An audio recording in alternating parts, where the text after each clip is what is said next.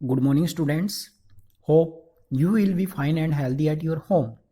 So, today our next topic from second book Political Theory Justice, यानी कि आज हम चैप्टर 2 के बारे में पढ़ेंगे। जो चैप्टर 2 रहेगा रिलेटेड टू जस्टिस। जस्टिस को बोलते हैं हिंदी में हम लोग न्याय।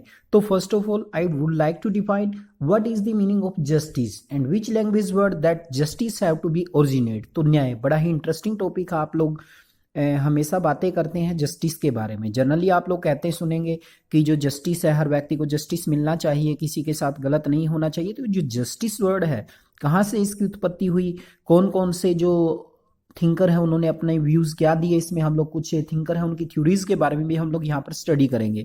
तो we will continue our topic justice. First of all I would like to define what is the meaning of justice and which language that the word justice have to be originate. So justice, the word justice has been driven from the Latin language word just. कहते हैं कि जो Latin language word है just, उससे इसकी उत्पत्ति हुई, यानी कि जस्ट वर्ड है, लैटिन लैंग्वेज का शब्द है ये, इसी से जस्टिस वर्ड बना है।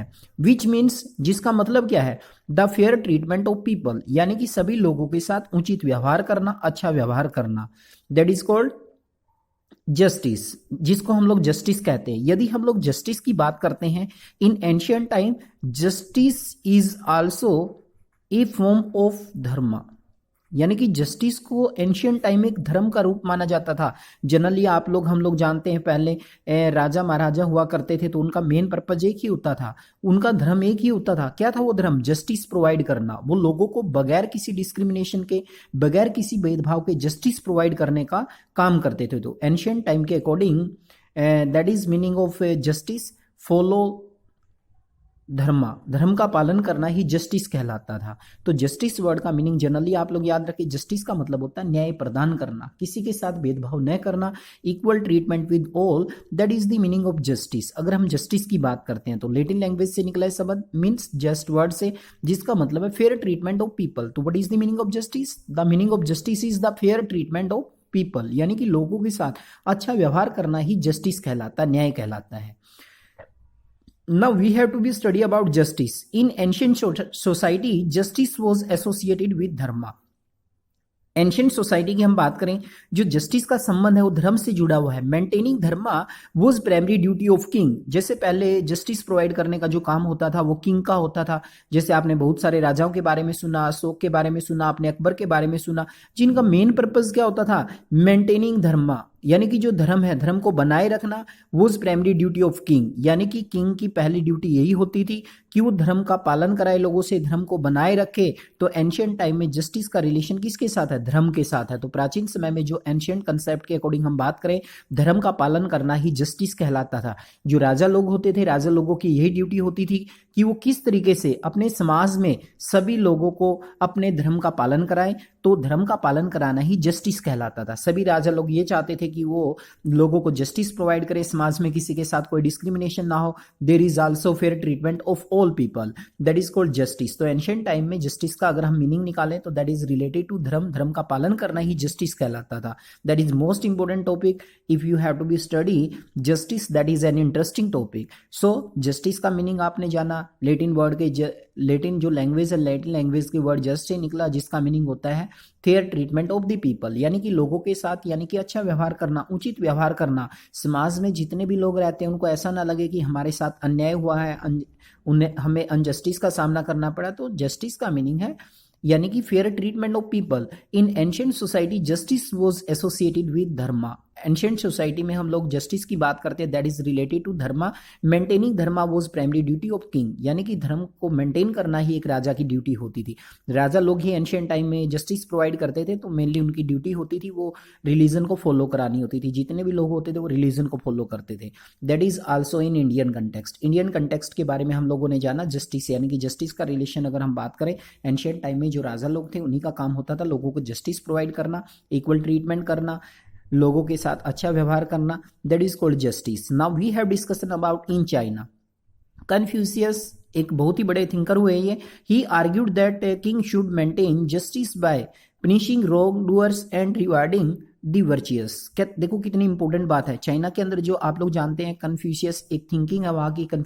जो कन्फ्यूशियस था एक थिंकर था, उन्होंने क्या कहा, उन्होंने अपना तर्क दिया। He argued that king should maintain justice by punishing wrongdoers. उनका मानना था कि जो राजा होता है उसे गलत काम करने वाले, जो रॉन्ग डूअर्स हैं, गलत काम करने वाले हैं, उनको सजा देनी चाहिए, उनको पनिशमेंट देनी चाहिए, पनिशिंग करना चाहिए उनको। एंड रिवार्डिंग दी वर्चियस, और जो अच्छे काम करने वाले लोग हैं उनको रिवार्ड दिया जाना चाहिए। तो चाइना के अंदर देखिए, अगर हम चाइनीज कंटेक्स्ट में अगर हम according to the thinking of Confucius we have to be study, तो there is argument that king should maintain justice. तो यहां पर भी राजा की ड्यूटी क्या है, जस्टिस मेंटेन करना।